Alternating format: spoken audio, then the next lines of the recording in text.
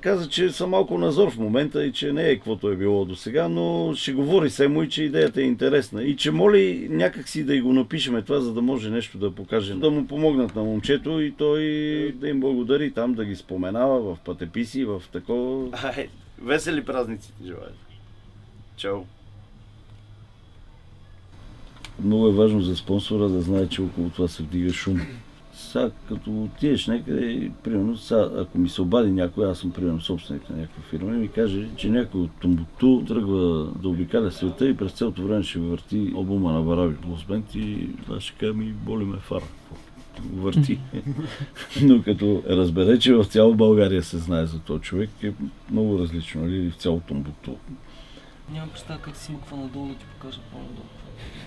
Не мога, виж зумнах по това нещо, не мога да зумна. С минуса, бе?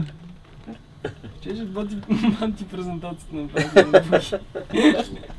Ако можеш да докараш да записваш. Нещо като аудиоблог. Тук, да. Аз ти пожелавам успех в подготовката, а като стигнем до пожелаването на успех за пътуването, това е друго вече. Аз като мога ще се опитам да съм полезен. Сега чудеса не мога да направя. И ти вече много ни помня. Глупости. Супер!